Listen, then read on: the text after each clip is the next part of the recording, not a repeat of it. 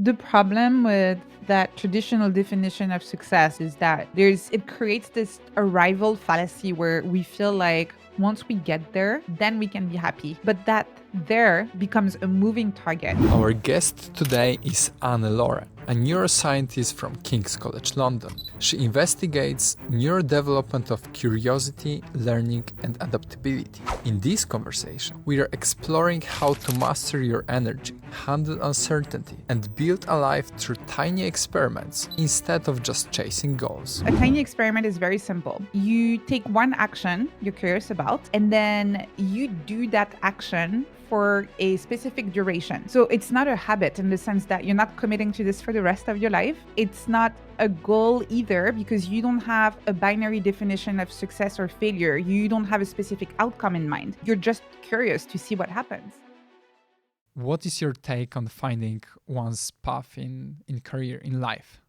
There is currently an obsession with finding our purpose. In my book, I have this graph, which a lot of people keep sending me photos of, which shows that in the past 2 decades, the number of mentions of finding your purpose in books has increased by 700%.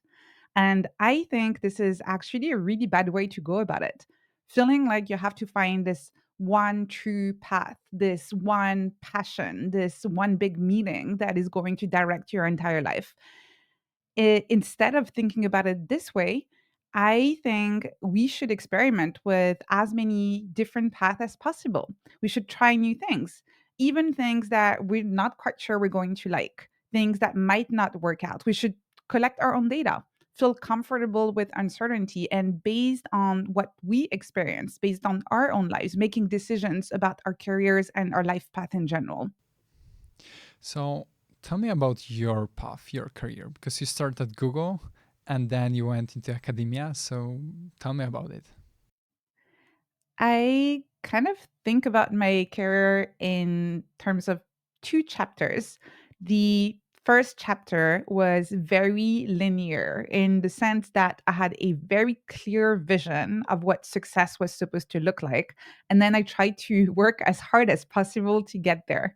And so for me, that meant trying to go to a good school and having good grades. And even when I was working at Google, I kept looking at the different rubrics. How do you get a promotion? How do you get to work on the most interesting projects? And because of that, I was actually narrowing down my potential path a little bit too quickly. I'm in a second chapter of my life and my career now where it's very non-linear. I actually don't have a plan. I don't know where I'll be in 5 years. And I think that's a good thing. I'm just experimenting. I'm trying new things. And so far, this nonlinear approach, this experimental approach, has brought me back to academia, where I did a PhD in neuroscience, which I completed last year. I'm doing a postdoc right now. It's led me to writing a book, which has been published with Penguin in the US and Profile in the UK. It's led me to teaching, to organizing events, to meeting a lot of interesting people, to creating a card game, a lot of things that don't neatly fit into a linear path or a traditional definition of success, but I'm having a lot of fun. So walk me through the process on how do you decide on what to do next? I always start from a place of curiosity. So instead of starting from a goal, because very often goals are copy pasted from other people's definition of success and ambition. So I start from a place of curiosity. Is there something I'm excited about? Something I feel like I could learn from? An area of life or work where there's an opportunity for growth? And that curiosity is kind of the seed of a hypothesis where I say, okay, I think I might like that, or I think this might help me explore my next step. Then I design a tiny experiment. So a tiny experiment is very simple. You take one action you're curious about, and then you do that action for a specific duration. So it's not a habit in the sense that you're not committing to this for the rest of your life. It's not a goal either because you don't have a binary definition of success or failure. You don't have a specific outcome in mind. You're just curious to see what happens. It's just a tiny experiment. So you try the thing for that duration, which can be as short as a few days, or it can be a month, a few weeks. And just like a scientist, you observe the result. Do you like it? Does it work? Is it changing your life and your work for the better? If yes, then keep going. If that's not the case, then maybe you want to tweak it or completely stop it. So I have this very iterative approach to deciding what I want to do next. And this is why, again, from the outside, it might look very, very messy, but that means that I'm not prematurely closing doors. I'm always checking whether something could be interesting, whether deciding before I decide whether I'm going to stick to it or not. As a researcher, you started, like you wrote a book, right? You started YouTube channel, you started learning in public, newsletter. Like, how do you manage all of these initiatives? Like, what's the schedule? Is it like, does it work like that? That okay, in this quarter I'll test this hypothesis and then I'll review it and then maybe I'll go further, or you go okay, in this quarter I'll verify 4 hypotheses. Like, what was the detailed process? Because from the external perspective, you're doing a lot, right? Like, you have so many initiatives. How do you manage that? What's the process? Yeah, I definitely don't have any quarterly goals. I remember when I was working at Google and we had the OKRs and we would do a performance review to check what goals we hit and all of that. So definitely not. And then in terms of how it works, in terms of my schedule, I think more in terms of my week. So I will every Monday I'll look at my week and I'll look at my current priorities and this is how I'm going to design how I'm going to spend my time this week. I do have an ideal week and I actually shared that template with my assistant who's helping me book meetings and making sure that we try to get as close as possible. The reason why is not really because I'm trying to be in control of my schedule, but because I've noticed that context switching is very costly in terms of my focus, my creativity, and my productivity. So we tend, for example, to say that Tuesdays and Wednesdays, one of those days I'll be in the lab. Another day is going to be for podcasts. And then on Thursday, I will write the newsletter. I'll do research, reading, writing. Fridays are always free. We try to not have anything in there. So it's for deep thinking or for taking the day off, going for a walk, for a hike, going for a long weekend. And then Monday, when I start the week, I kind of review the past week. And again, I restart this process of wondering exactly what I'm going to do for the week that's coming up. So again, very iterative. And I use a very simple system on Mondays to do this, which I call plus minus next. So what I do is that looking at the past week, and I open my calendar to do that. I ask myself, what went well? What didn't go so well? And what do I want to tweak this coming week? When you do that, you don't have to have a quarterly plan or a 12-month plan because every single week you're improving onto the previous week. And so every single week is better than the previous one. So tell me a bit more about procrastination and costs of context switching. Because you mentioned that you're trying to avoid it, but what is the cost of it and how it's connected with procrastination? Well, the first part, which is not so much connected with procrastination, but we have different modes of thinking. We have the focused mode, the diffuse mode, and every time we switch, it requires a bit of cognitive effort. So ideally, you want to stay in one mode or another for long enough that your brain is able to do the work it's supposed to do in that mode. So that's one part of it. Now, procrastination. What I've noticed is that if I'm supposed to, let's say, work on the paper in the morning, but I know that I'm supposed to give a presentation in the afternoon or to do a podcast in the afternoon. This is going to be in the back of my mind the entire time, and I'm going to have a really hard time focusing on the deep reading, the deep work that's necessary for working on a paper because I'll be thinking about, oh, what am I supposed to say for this podcast? What am I supposed to say for this presentation? And are my bullet points ready? And all of that. So because of that, I will end up procrastinating on the research paper in the morning because I keep on thinking about what I'm supposed to do in the afternoon, which is a different mode of thinking, different mode of creativity. To avoid that, that's why I try to have dedicated days where I say, this is a research and reading and writing day. This is more of a social day where I'll have meetings and podcasts and presentations. And this is a nothing, rest, recharge day because those are very important too. That being said, that's one of my pet peeves when people share those frameworks and then they never work in real life, right? Again, this is more of an ideal week for me, and we have this template with my assistant. It's very rare, very, very rare that I manage to have a week that exactly looks like that. But it's more of a North Star, an ideal that we're trying to reach every week. Awesome. I wanted to get back to this idea of tiny experiments. So let's say there's a person listening to us who is quite young and they're about to enter their career, and they've heard that it's a harder market for juniors right now because of AI, etc. So how they can plan the next steps in their career according to your methodology?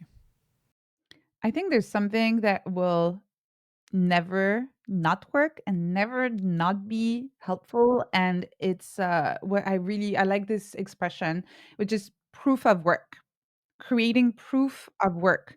So a big mistake I see people early in their career doing is that they're focused a lot on the narrative of their career. So they spend a lot of time crafting the perfect CV, maybe getting certifications, working on their LinkedIn profile, and really practicing what is the story that they're going to tell to recruiters. Most of the people I find that are successful very early in their career, they're not busy doing that. They're busy working on side projects. They're busy demonstrating that they're able to do the job. When I got my first job at Google, it wasn't because of my good grades at school or anything like that. It's because they were looking for someone to help organize really big events. And as a student, I had done that. I had organized really big events. I had already managed big budgets. And so I could, as a 20 something, during the interview, say, I did that. I know how to do that. And here are three different examples of how I managed those problems. So I would say, really focus on building a portfolio that shows your work, whatever your kind of vertical is, whether it's product management or marketing or you're an engineer, it doesn't matter. Really showing what you can do. And again, experiment because ideally, you don't want to just find any job, right? You want to find a job that you like, a job where you can grow. And so you should really think about it as a Venn diagram between what you're interested in and what a company is looking for in terms of hiring new talent. To figure out that Venn diagram, this intersection, you can't really read about it in books or just listen to podcasts. You have to go and try it for yourself. So run tiny experiments, try new things, and try to find that sweet spot where a company would want to hire you, but you would also be happy to do this job. I once heard you describing this process as be your own anthropologist. So gather experiment and then review those data and just guide yourself according to the data that you see, and maybe then you discover this Venn diagram of yourself, right? Yeah, absolutely. I think what's really helpful about the metaphor of an anthropologist is that an anthropologist doesn't judge their subjects or whatever they're studying, right? They go and they study a new culture, they take field notes, and you just ask questions like, oh, why are people doing this way? Why are people spending their time like that? And do they like this? Oh, they don't like that. Oh, they want more of that. They want less of that.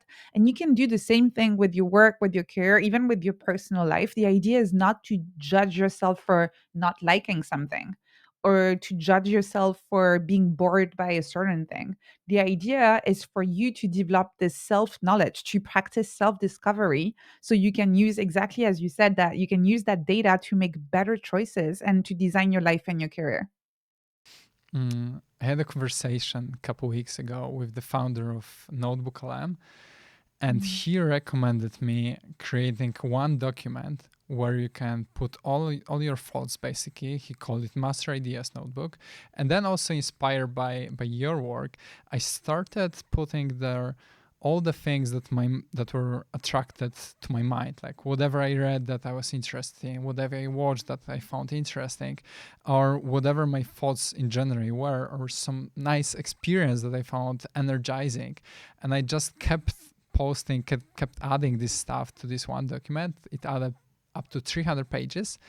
And then I leverage AI, a notebook to find the patterns, find how it all connects. So my question here is, do you use AI to also search for those patterns, or like, yeah, what's your take on that? You can. I sometimes do. So that's the nice thing about doing plus minus next is that it's in the same document. And each week it has plus, minus, and next. So you can actually export that and put it into any kind of AI tool that you want. And same, you can do some analysis. A really cool example was, I think it was a year ago or so. And I was talking with someone about how I was trying to learn how to meditate. And so every time I finished my tiny experiment of meditating for 15 minutes every day, I would take some little notes in a Google Doc. And this friend said, "What about uploading this to an AI tool?" Because I kept saying, "Oh, I don't know why. I'm really struggling. It's hard to focus." But it was kind of hard to see the patterns because this specific experiment was in an area where I was really starting from scratch.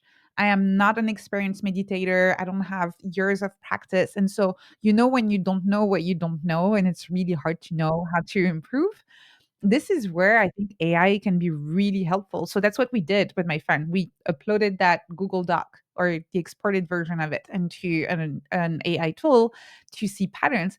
And we got amazing recommendations around posture, around things like, it's going to sound obvious to any of your listeners that meditate, but for me, I didn't know. But the AI said, "Have you thought about buying a cushion just so you can sit on it and you're a little bit more comfortable and you stop moving so much while you meditate?"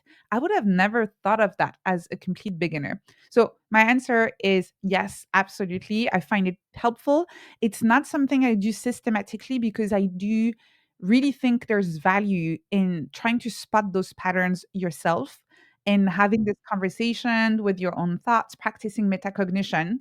So, that's why I try to not rely systematically on AI for this. But if I feel a bit stuck, and if this is an area where my experiment is this is something really new to me, then I feel like AI can be really helpful. So takeaway from that is, experiment more, then you'll get more data, and then you can find more patterns. And it's all connected to this Greek maxim, know thyself, and therefore you'll be able to find eudaimonia, which is the Greek concept of happiness. And when we are in the Greek context, tell me about the time anxiety. How do you see it?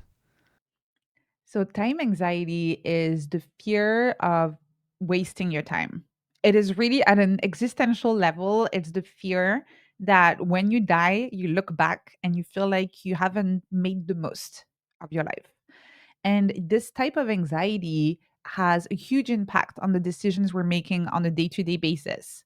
This is the reason why you see a lot of people say, "I'm not going to start learning how to play the guitar. Or I'm not going to start learning a new language because I'm in my 30s or 40s or 50s and it's too late to do that. It would be a waste of time."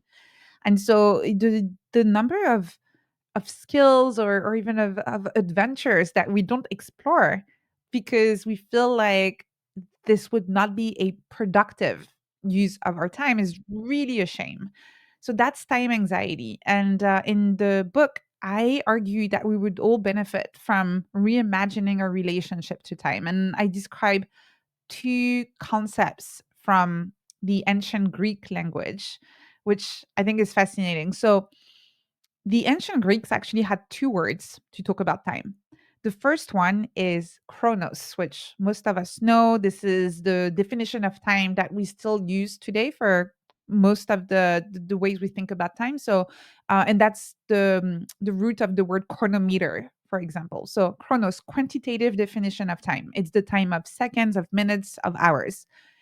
So, we're very familiar with that definition of time. And this is the time we use when we try to be productive, we try to be efficient, make the most of our time. But they had a second word for time, Kairos, which is a more qualitative definition of time. It's really more about the depth of the experience. And it's the time of watching a beautiful sunset with a friend, or reading a bedtime story to your kid, or losing yourself in a conversation with someone and actually losing track of Chronos time because you're lost in Kairos time. And although we, unfortunately, we don't have a choice in the sense that all of our society is designed around Chronos time. So you'll have to contend with Chronos time. We're having this conversation, you and I, right now because we put it in our calendar, Chronos time.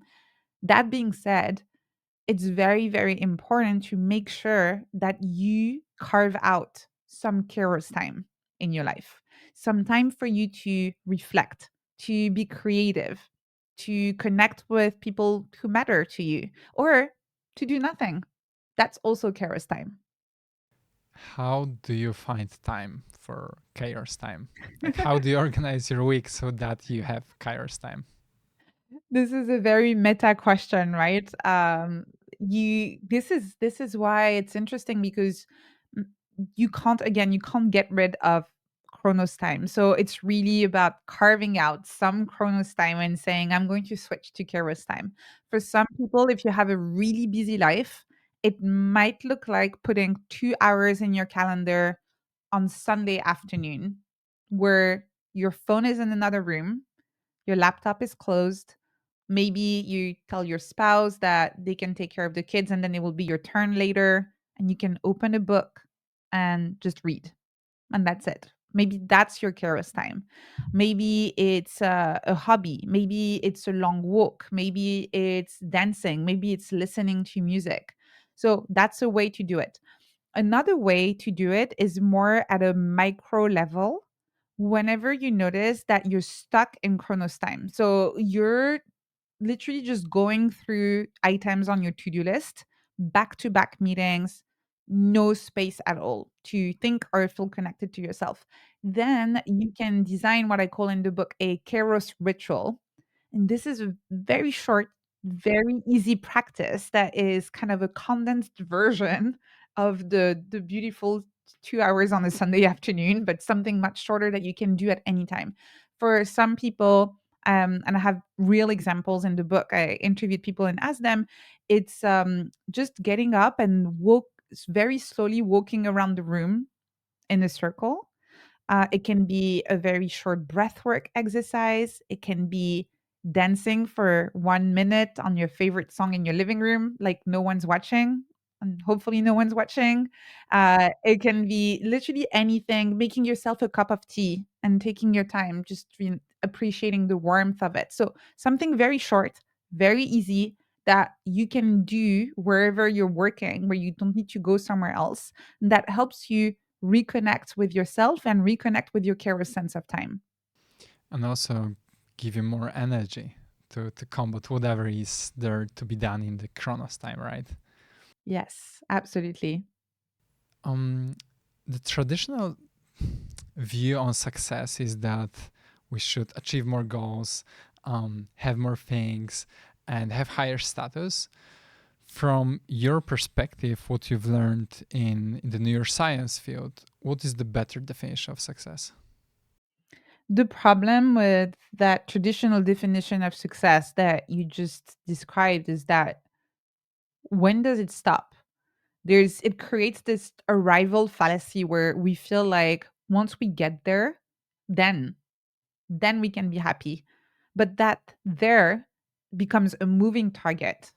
Anytime we feel like we get closer, and especially if you become more successful in the world, again, in a traditional sense of the term, you're going to start spending more time with people who have more money, who have bigger job titles or whatever that is. And all of a sudden, you feel like you also need to start moving your own target of success in order to just stay at the same level.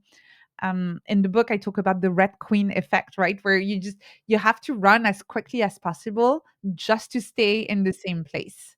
So that's one of the big issues with that, again, that very linear approach to success, where you need more, it needs to be bigger, it needs to be more impressive. And from a neuroscience perspective, it can really create this almost addictive loop where you feel like you need to have more and you're never fully satisfied. So that's why instead, it can be really helpful to decouple your definition of success from those linear milestones that society is telling you to chase. And instead of having this ladder in your mind that you're supposed to climb, to switch your mental model to a mental model of loops instead, where you go through cycles of experimentation, where you iterate, and where instead of trying to climb a ladder, you're just experimenting in your own personal sandbox without the need to compare yourself to others. So, can you actually apply this within your work? So, let's say I want to progress, of course, right? We all want to progress.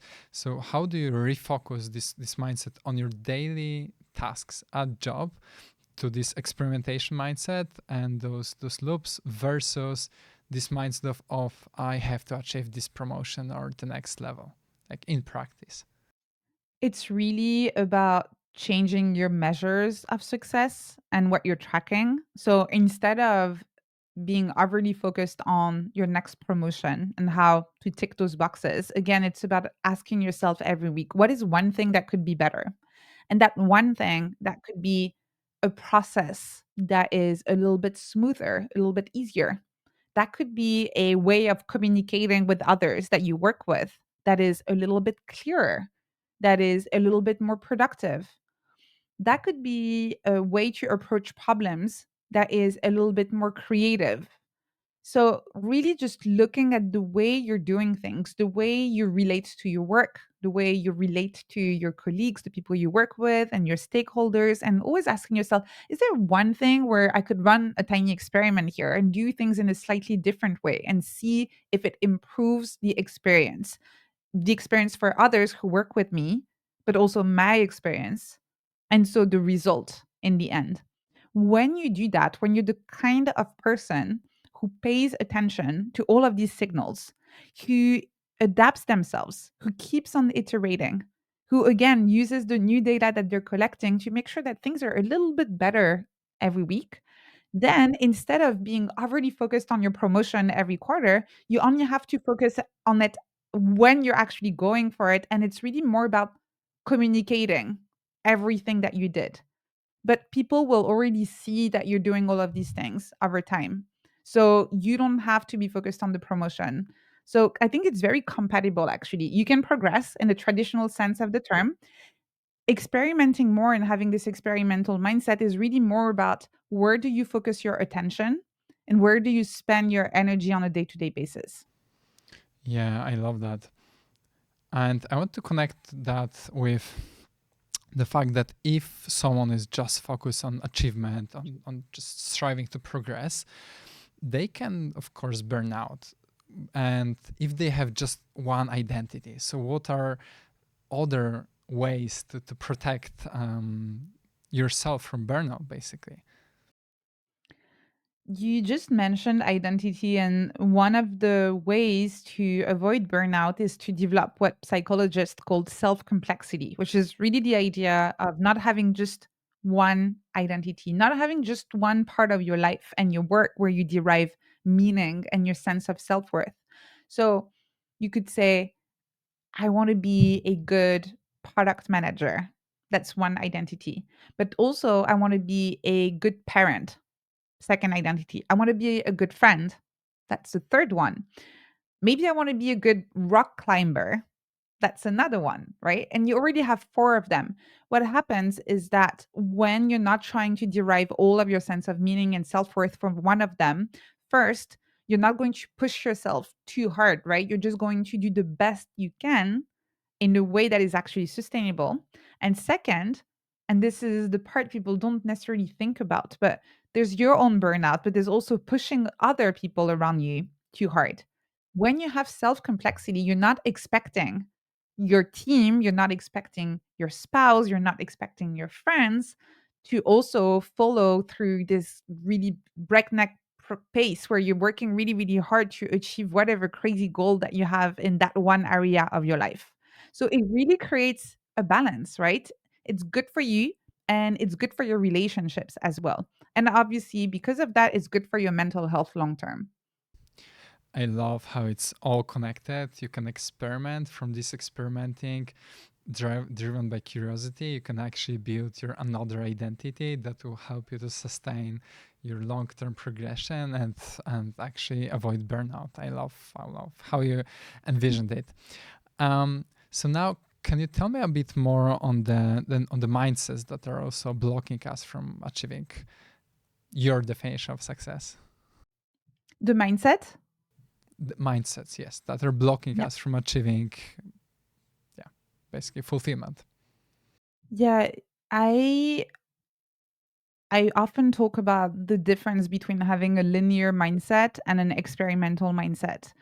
The linear mindset is very much a mindset of control, where you're trying to optimize for certainty. You have an outcome in mind, you have a vision, you have a plan, and then you just want to execute and get there. It's also linked to a very binary definition of success in the sense that either you get there, great, or you don't get there, and that's failure. In contrast, an experimental mindset is not starting from this place of this illusion of certainty. It's starting from a place of curiosity. So you're not quite sure you're going to succeed. And even more than that, it's not really about succeeding or failing. It's really just about collecting data. So, whatever the outcome, you as long as you learn from the outcome, that is success. Just like a scientist, right? Whatever the outcome of the experiment, as long as we learn from the result of the experiment, that is success. And so this experimental mindset to me is actually a way to approach life and your work that will make you more resilient, but that will also open doors to many more opportunities than compared to when you apply a linear mindset. I'm curious about, because you made a big jump from like corporate world into academia, and I'm super curious about how you managed your own like mindset that was probably telling you, oh, you should maybe go back to this corporate world. How you stayed on this academia track? Like, how did you manage yourself on that track? I'm super curious about that.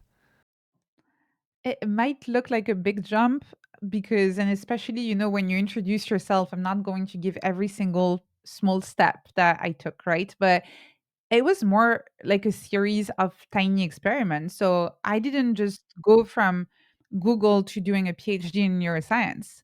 I left my job at Google and I freelanced for a little bit while writing online and trying to figure out what worked for me and what didn't.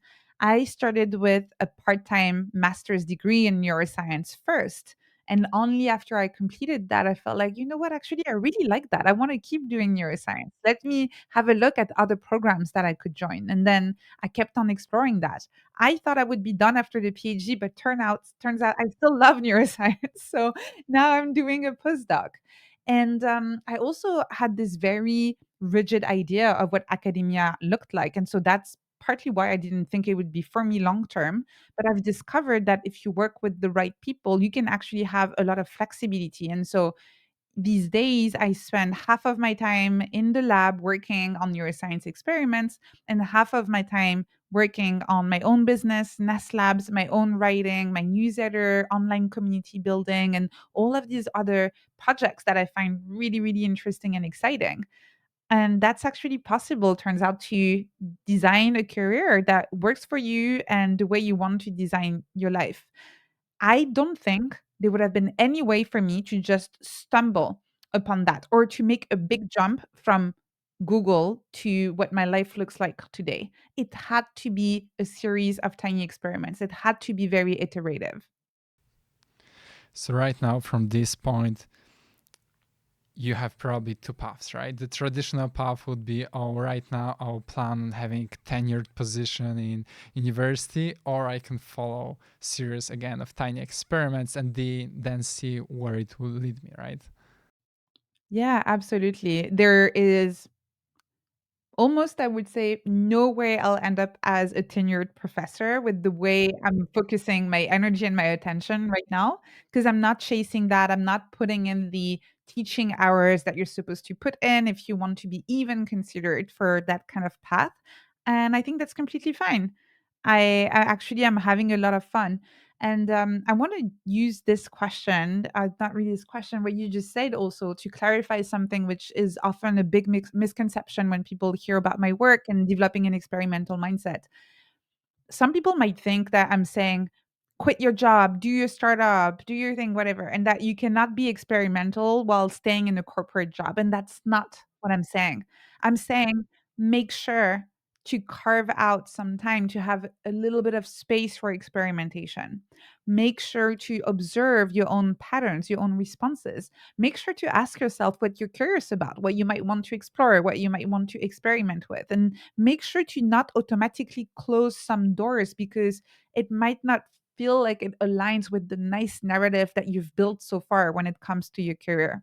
You can be very, very experimental while having a corporate job. Again, if you develop self complexity, you can actually have several identities and you can grow throughout those different identities and they can actually complement each other. So that's something that's really, really important. If you end up at some point quitting your job, because you discovered something so interesting that now you want to spend most of your time doing that, that's great. But having an experimental mindset doesn't mean quitting your job. Yeah, especially in large organizations, you can experiment so broadly just within an organization, right? Like you can Yes. start with that and see where it leads you. And you actually kind of answered probably to some extent my next question, which is this final question: what is your one advice for people looking for more clarity, but in couple contexts? Right now, then in 1 quarter, and then in 1 year. So 3 dimensions for seeking more clarity. What would be advice Yeah. for them? Right now, so any kind of experiment always starts with observation. And I know when people hear about tiny experiments, they get really excited. They want to start running their first experiments. But right now, the first thing you can do is just to observe the current situation. There's no way you can start imagining what could be different if you don't know how things are right now. So, right now, a little exercise, again, which I call self anthropology, is to just observe your 1 day of your work life and take little notes. You can do that on your phone, or you can open a note on your computer, or you can have a little post it note next to your laptop and just ask yourself, what gives me energy? What drains my energy? What am I curious about? What do I find boring? What do I find exciting? Who are the people I love working with? Just take little notes. That's for right now. Over a quarter, then start experimenting based on your observations, based on that self anthropology exercise. Try to different things. And that could be as simple as shadowing someone who's working on something different or who's in a different department or another team. That could be a little side project. That could be something creative. If you're an engineer, for example, maybe you want to start writing. Maybe you want to start a little newsletter. If you're a designer, maybe you want to start hosting events at work, or it's so start really experimenting with ideas that, again, you're curious about, you're excited about, and you're not sure are going to work. The idea here is not to be successful in a traditional sense of the term. It's just to try something new. And then over a year, very relevant right now because I'm thinking about my annual review. Every year, I spend a little bit of time looking back on all of my reviews, all of my plus minus next templates that I filled out, and trying to look at patterns. What worked? What didn't? What are things that happened? What are experiments that I want more of in my life? Things that, again, gave me energy, drained my energy, but this time at a macro level. So I highly encourage anyone who starts experimenting with tiny experiments at a micro level to also have some form of macro level metacognitive practice where you reflect on the results and where you can kind of adjust and adapt your path as a result. I love that. And just to recall, this plus minus one framework is for weekly reviews, right? I use it as a weekly review. I've seen people who do like a 5 day tiny experiment and they actually fit it out every morning for 5 days. It's just three columns plus, minus, and next. plus with what went well, minus what didn't go so well, next what you want to tweak next. And so it creates an iterative loop where you take what is in the third column and you use it to shape your next iteration. That iteration can be weekly. To me, that's the most natural and easiest type of frequency that you can have for that kind of metacognitive review. But it can be daily, can be monthly, and I use the exact same template for my annual review. So this is the one advice that I will implement right now after our call to use this framework for my week reviews. Thank you so much for this conversation, and to our listeners, the book Tiny Experiments will be soon available in Polish, and link to the sign up for the waiting list will be added to the description. Thank you so much for this conversation. Love it. Thanks for having me.